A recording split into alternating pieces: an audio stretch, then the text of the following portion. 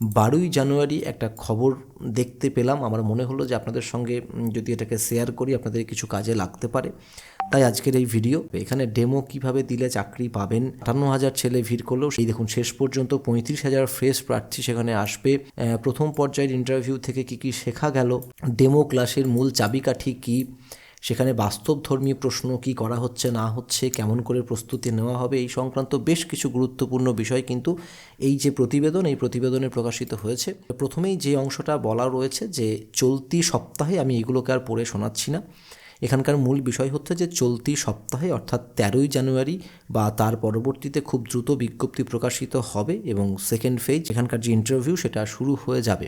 এই যে 2022 সালের প্রাথমিক টেট পরীক্ষার পর থেকেই নিয়োগ প্রক্রিয়া নানা জটিলতায় ধীরগতিতে এগিয়েছে। দীর্ঘ 2022 সালের টেট পাস করার পর প্রার্থীরা আইনিভাবে বিভিন্ন বাধা পেয়েছে বা সরকারের সদিচ্ছার অভাবে নিয়োগ প্রক্রিয়া থমকে ছিল। একদম সত্যি কথা বলা হয়েছে, এখানে সত্যি করেই সরকারের সদিচ্ছার অভাব রয়েছে।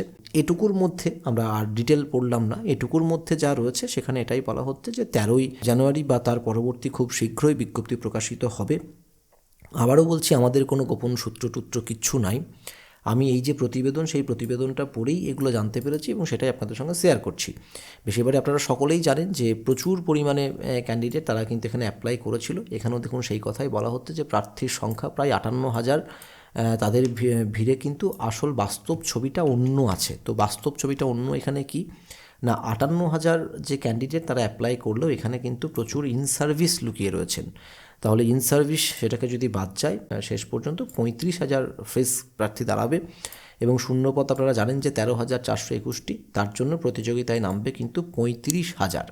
তাহলে আপনারা অনেকেই চিন্তায় ছিলেন যে 58,000 ক্যান্ডিডেট যখন নিয়োগ প্রক্রিয়ায় অংশ নেবে তখন আপনাদের বেশ কিছুটা সমস্যার সম্মুখীন হতে হবে, কিন্তু এমনটা নয়।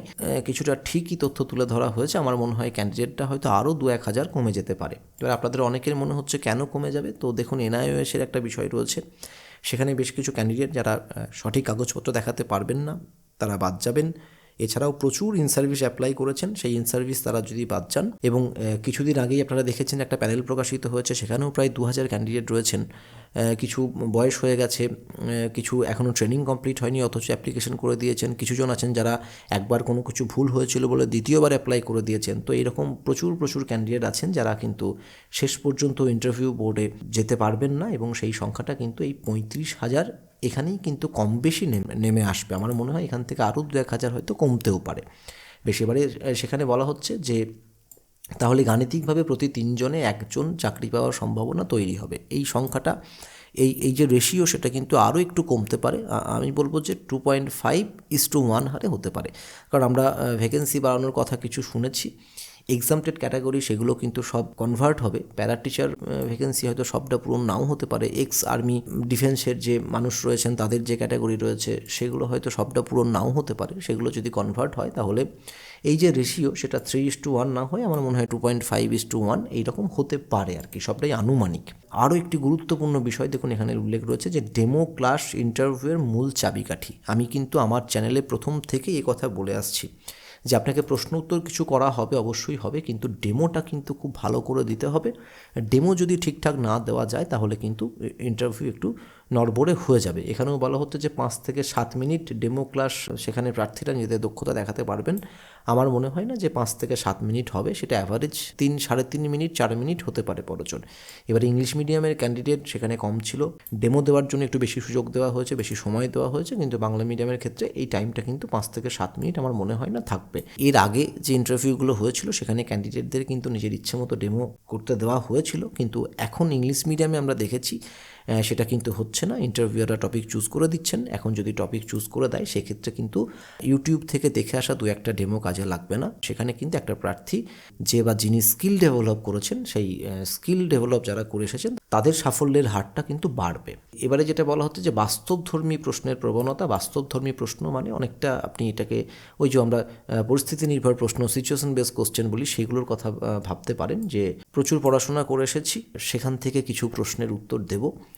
এই যে গতানুগতিক ধারা সেখান থেকে কিছুটা পরিবর্তন নিয়ে আসার চেষ্টা করা হচ্ছে এবং তার পরিবর্তে যে এই যে ক্লাসে পিছিয়ে থাকা ছাত্রছাত্রীদের আপনি কিভাবে সামলাবেন, হ্যাঁ, অভিভাবকের অভিযোগ এলে কি করবেন, মিড ডে মিল বা উপস্থিতি সংক্রান্ত সমস্যা কিভাবে ম্যানেজ করবেন, এই যে বাস্তবধর্মী যে প্রশ্ন, সেই বাস্তবধর্মী প্রশ্নের কিন্তু এখানে অনেকটা বেশি গুরুত্ব পাবে বলে মনে করছেন। আমিও কিন্তু সেই একই কথা দীর্ঘদিন ধরে বলে আসছি। প্রচুর টিচিং ডেমনস্ট্রেশন নন্দী একাডেমি চ্যানেলে দেওয়া রয়েছে এবং দেখবেন যে 5টি করে প্রশ্ন নিয়ে একটা বিশেষ পর্ব আমি চালাই, যেখানে কিন্তু এই ধরনের বাস্তবধর্মী প্রশ্ন নিয়ে কিন্তু আমরা আলোচনা করি। আপনারা এগুলো দেখতে পারেন, আমাদের পেইড ব্যাচও রয়েছে, সেখানেও অনেক ছেলে মেয়ে যুক্ত হয়েছেন। আমরা 90 সেটস নোটস দিয়ে থাকি, 40-45টা 50টা মতো টিচিং ডেমনস্ট্রেশনের রেকর্ড দিয়ে থাকি, যেগুলো একবার করে দেখলেই কিন্তু আপনারা মোটামুটি এখান থেকে একটা ধারণা পেয়ে যাবেন।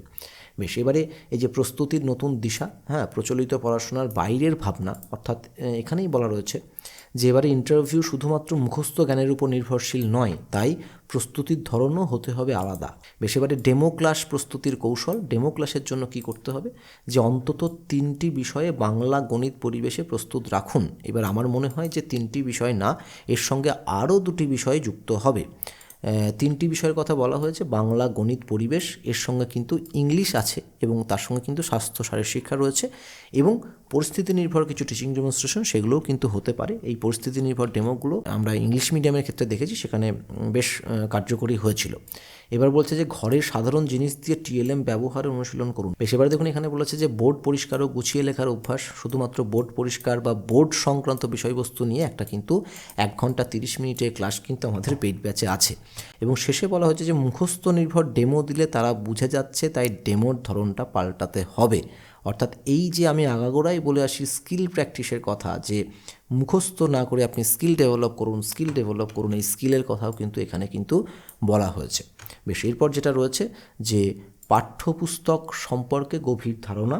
আমিও বরাবরই সেই কথাই বলে আসি যে পাঠ্যপুস্তক থেকে কিন্তু গভীর জ্ঞান প্রয়োজন আছে। সেই আমার বই, তার প্রচ্ছদ অলঙ্করণ কে করেছেন, সমন্বিত শিক্ষা কী, সহজ পাঠের প্রচ্ছদ অলঙ্করণ, তার মধ্যেকার বিষয়, বর্ণ পরিচয়, আধুনিক পাঠ্যক্রমের যে ধারণা, প্রথম থেকে পঞ্চম শ্রেণী বইয়ের যে মূল উদ্দেশ্য, এর সঙ্গে আরও পড়তে হবে যে সেগুলির প্রচ্ছদ করেছেন কে, সেগুলি অলঙ্করণ করেছেন কে, সেগুলির নামকরণের সার্থকতা কী রয়েছে ইত্যাদি বিষয়বস্তুগুলোও কিন্তু এর সঙ্গে যাবে।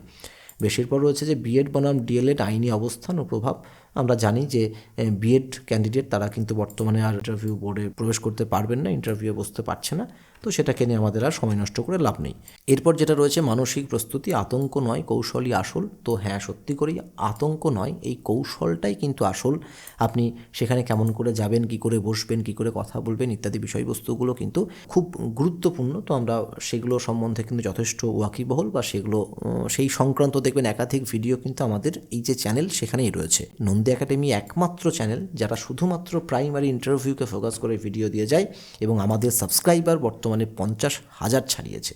তো সেখানে আমরা কিন্তু এইগুলোই আলোচনা করি। এবার দেখুন এখানে বলা হচ্ছে যে আমার একাডেমিক নম্বর কম, আমি কি মেরিটে টিকতে পারবো? এই প্রসঙ্গে বলা হচ্ছে যে আপনি চাইলে অবশ্যই পারেন, যদি আপনার পারফরমেন্স যদি ভালো হয় তাহলে আপনি, কারণ সেখানে একাডেমিক স্কোর কম হওয়ার পরেও দেখা যাচ্ছে কোনো একজনের একাডেমিক ভালো কিন্তু তার ইন্টারভিউ ভালো হলো না, তিনি 3 পেলেন, আর একজনের একাডেমিক স্কোর কম কিন্তু তিনি ইন্টারভিউ বোর্ডে 10-এ 10 পেলেন। তাহলে এই দুজনের মধ্যে কিন্তু 7-এর ডিফারেন্স। এটা কিন্তু একজন একমাত্র ভালো ডেমো, ভালো ইন্টারভিউ দিয়ে, ভালো প্রশ্ন উত্তর অ্যাটেন্ড করে কিন্তু এই ডিফারেন্সটাকে কিন্তু অনেকটাই মুছে ফেলতে পারেন। এতদিন যখন আপনি প্রচেষ্টা করতে পেরেছেন, এতদিন যখন এর সঙ্গে লেগে আছেন, আর 2-1টা দিনের ব্যাপার, এই সময় এসে শেষে তীরে এসে তরিটাকে ডুবতে দেবেন না। আর বর্জনীয় হচ্ছে, সবথেকে বড় কথা হচ্ছে, গুজব ও সোশ্যাল মিডিয়ার ভুয়ো খবর বিশ্বাস করবেন না, আর নেতিবাচক মানসিকতা এড়িয়ে চলুন। ঠিক আছে, আমিও এমন কোনো ভিডিও এখানে পোস্ট করি না যেগুলো দেখে আপনারা হতাশ হতে পারেন, আপনাদের মন ভেঙে যেতে পারে, বা এমন কোনো ভিডিও এখানে আমিও সম্প্রচার করি না যেগুলি গুজব বা যেগুলোকে আমি নিজে ভুল বলে মনে করি। ঠিক আছে, ইন্টারভিউয়ের আবহ চলছে, যে কোনো দিন বিজ্ঞপ্তি প্রকাশিত হতে পারে। এই অবস্থায় এই খবরগুলোকে যথেষ্ট নির্ভরযোগ্য বলে মনে হলো, তাই ভিডিও নিয়ে এলাম। এখানে বলা হয়েছে যে চলতি সপ্তাহে ইন্টারভিউ শুরু হয়ে যাবে। এখন চলতি সপ্তাহে ইন্টারভিউ শুরু হয়ে যাওয়া মানে কিন্তু 2-1 দিনের মধ্যেই বিজ্ঞপ্তি প্রকাশিত হবে। এটা আমার বলার অপেক্ষা রাখে না, আপনারা সকলেই জানেন যে 2-1 দিনের মধ্যেই বিজ্ঞপ্তি প্রকাশিত হয়ে যাবে। তবুও যদি 2-1 দিন দেরি হয় তার মানে এটা না যে সেটা শীত ঘুমে চলে যাবে।